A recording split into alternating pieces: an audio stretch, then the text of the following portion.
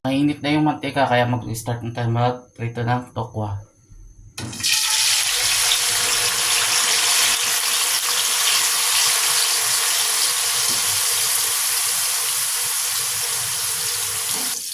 Luto na yung ating first batch. Bali dalawang batch yung gagawin natin din kasi sa kawali eh.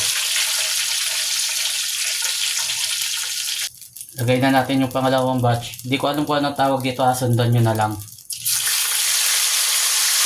Hindi ko alam kung anong tawag sa ganitong luto eh. Pero ito, pinituto ko muna siyempre. Luto na yung pangalawa nating batch ha. Tapos, bawasan na lang natin tong mantika. Dito na rin tayo magigisa. Lagay na natin tong bawang. Bawang muna. Sundan nyo na lang ha. Hindi ko alam kung anong tawag sa ganitong luto. Sunod naman tong sibuyas. Pero tingin ko parang ano lang dito eh. Sisig.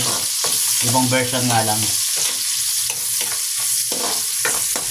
Tapos lagay na natin tong sili tsaka tong bell pepper pagsabay na. Para sabay na maluto. Continuous lang tayo sa paggisa.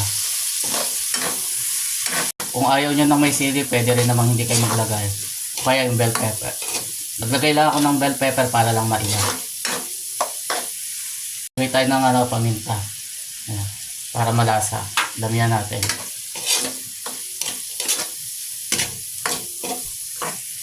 Tapos lagay na natin tong oyster sauce. Mahina pa rin po ya para hindi matuyo agad yung oyster sauce. Kasi madaling matuyo.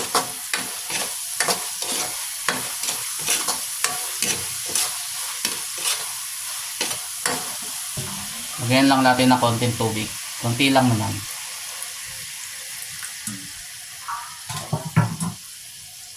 Tapos halu-haluin natin.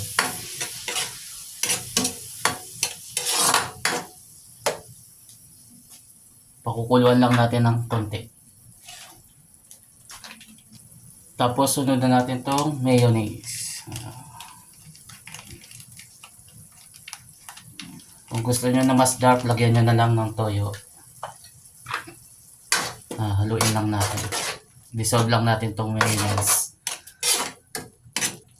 Tikman lang natin kung sakto na yung lasa. Kulang sa paminta, lagyan natin. Dagdagan pa. Tsaka ng kaunting asin. Kunti lang yan.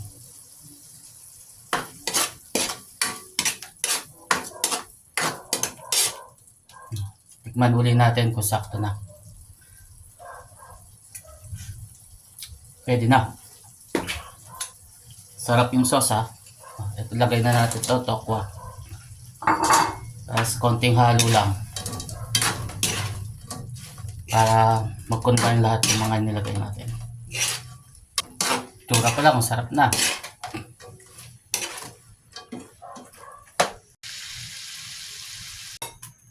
Dissolve lang natin. Tsaka natin lagay itong tokwa.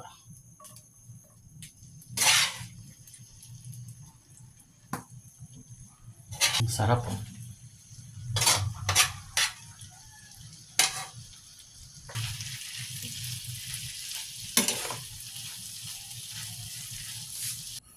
Ito na yung ating sizzling tofu.